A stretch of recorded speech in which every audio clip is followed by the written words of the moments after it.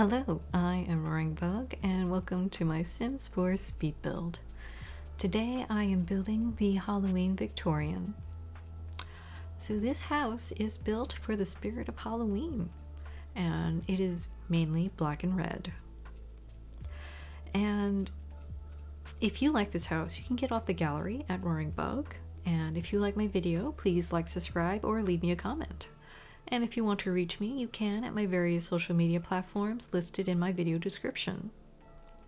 I've also taken the liberty of posting the picture of this house on Reddit at the Sims 4 build subreddit. And if you want, you can try making this house yourself and post a picture of it on the subreddit thread. And without further ado, I can start talking about this build. So this build, I don't have a floor plan. I just kind of winged it. So I'm just trying to make this house look similar to the picture. I'm not really looking for perfection. I'm not going to kill myself trying to make this house look exactly like the picture. Just because it's really hard to translate stuff in real life into the Sims. It's just really hard to do, just because everything is locked in that grid system. So if you want to put something in the house, sometimes it'll look too big or sometimes it'll look too small. So it's kind of hard to make it look exactly the same. But I think it looks close enough to what the house looks like in the picture. And I think I did a pretty good job of it. But, you know, you can tell me in the comments if you think I did a pretty good job recreating this house or not.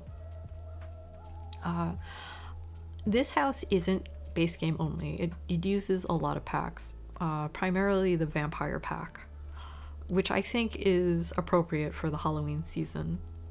So it's that time for ghosts and ghouls. So if you want a house for that spooky gameplay, you can by using this house. This home is pretty large. I think you can fit 8 Sims in this house comfortably. I also make it a house that can fit a Sim from any age group, so you can have an infant all the way up to an adult living in this house. Also, what you're seeing here is I put a trim on the house where the roof is, and I did that by putting a flat platform all around the house. It's just so that the platform has something to stick to when you create the house.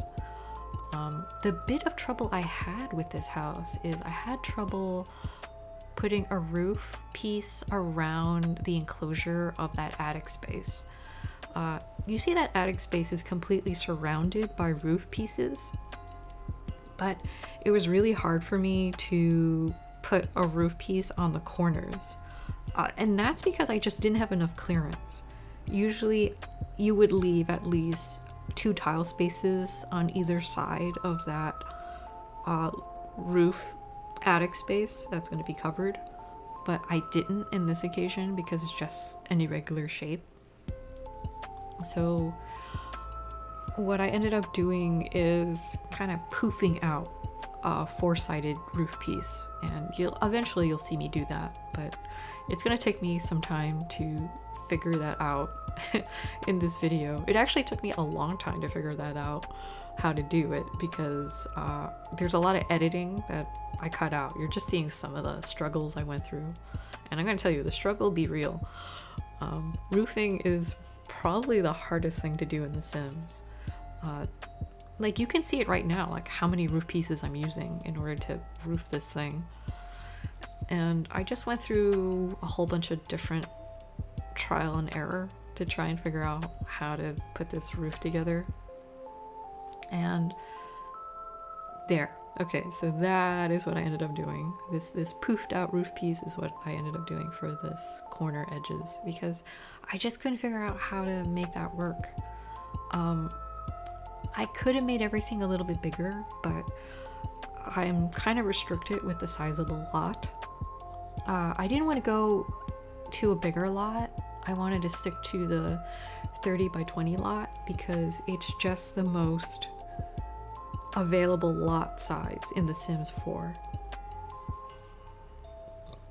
And I'm trying to make this house easy to use. So, you know, if the most available lot size is 20 by 30, I'm gonna try and stick to it. And I think it came out okay. I mean, I think it looks fine.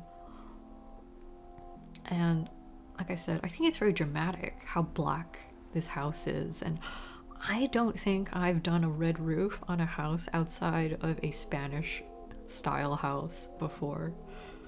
And this house is just covered in this large, like, balcony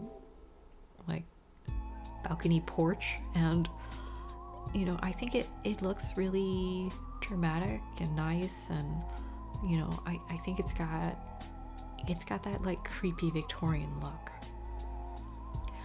And, you know, I'm just revealing the porch with putting down spandrels everywhere.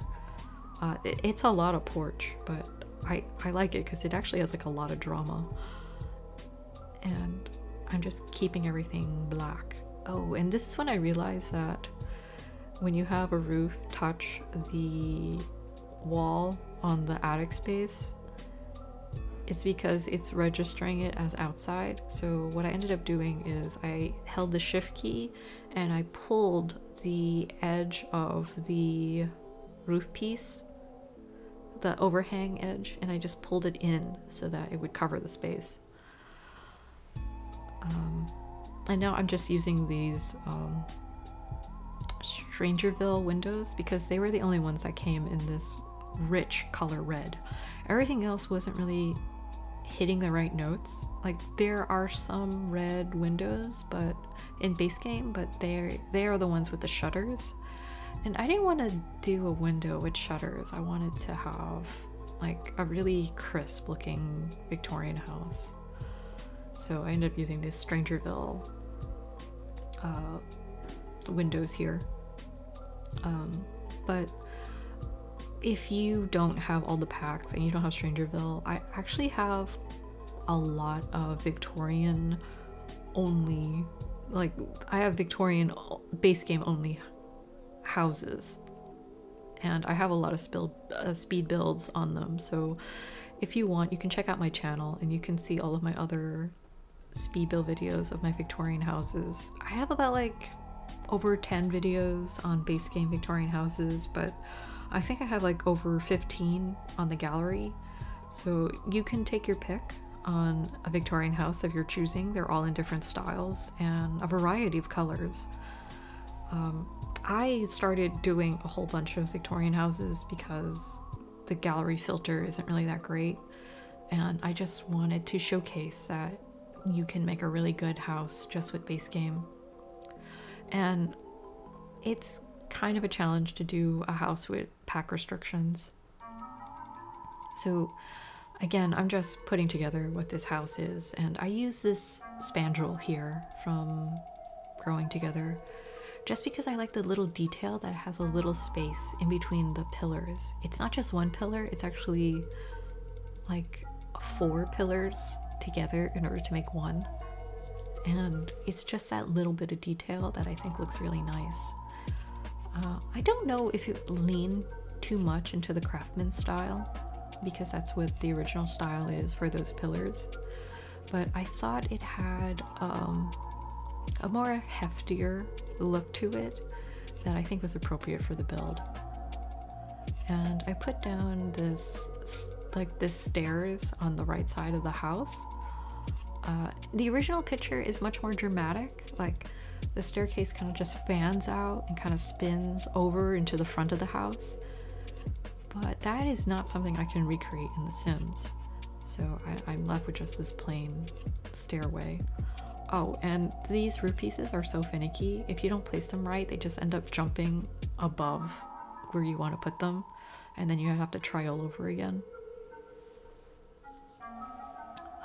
They're also not snapping in the right place. I'm alt placing them with the, what is it, Control and the 9 key in order to lift them in the right spot. And I'm the type of builder who likes putting all my windows down first and then doing the floor plan. But I do know that some builders, they do the opposite. They like doing their floor plan and then they like putting down their windows, which makes sense because you don't really know where you're gonna put a window until you know what kind of room is gonna be there. But I don't know if I'm making my life harder or not, but I just like putting down my windows first and figuring out the floor plan second. I think it's because I just kind of work my way out in.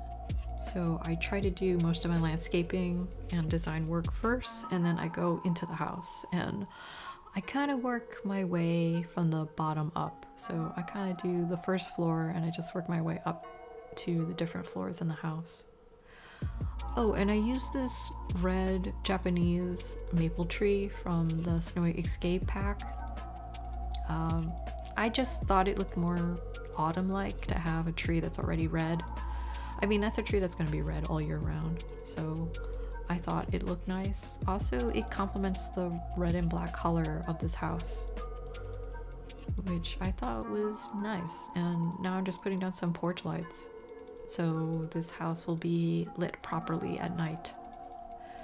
And yeah, so now I'm just going through the test of what the colors are at night. So this backyard is pretty manicured. It doesn't really have too much going on with it. Frankly, I don't think there's enough space to put too much out here. And the thing about platforms is that the plants sometimes want to jump on the platform. I can get around it by putting the house back on foundation and then put the plants down and then raise the foundation up. But I was feeling kind of lazy, so I just left it alone. And I just did black flooring. And I just did a simple straight stairwell in this house. And I wanted a fireplace, so I got rid of these windows so I can fit one here so that it would look right, because it wouldn't make sense to have windows right over a fireplace.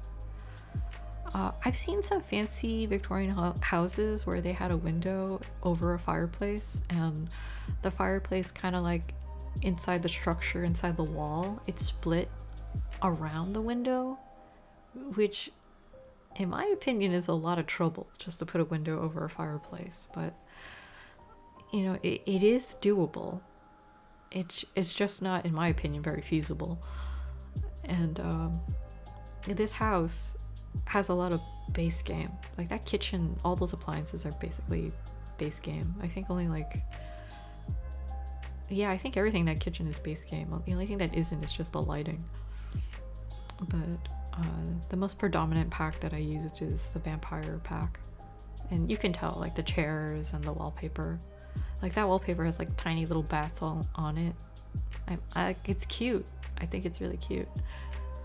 And I just use like these black curtains everywhere. And like I said, I wanted this house to be fully functional, so it has it's like hitting all the right things. So it has like skill building items, it has a computer, it has a piano, it has like a radio, it has everything you need in order to have a fully functional house in The Sims. So this bedroom space is a 4-bedroom, 2-bath house, a bedroom space on the 2nd floor. But if you wanted, you could fit more bedrooms on the attic space on the 3rd floor. But I only put like another bedroom up there for a vampire. But you can put any kind of creepy crawly you want. And now I'm just decorating these bedrooms. I don't stick with that bed though. I wanted the vampire bed because it just looked fancier. And to me that just made more sense. So I'm thinking that that bedroom with the vampire bed is gonna be the primary bedroom. And these are all like for bedrooms for kids. So like I said, you can fit 8 Sims and you can have Sims of various age groups in this house. So I'm just putting down all the stuff that you would need for a toddler or a child Sim. So I put like the art table and the science table and like dressers and stuff. So it's all kitted out. So like I said, it's a fully functional family house. And I just put a regular stairway into the attic space. And I put this archway there and to the the tower. And I put like a rug there and some candelabras. I didn't show it, but I did put a door to the balcony on the second floor. So that is on the gallery. So you can see it here. It's just not in this picture. And now I'm just doing some lighting after I did the terrain paint. I'm very light-handed with the terrain paint. And a mailbox, a trash can, and a radio. And I think that should be it. So, thank you for watching. Bye.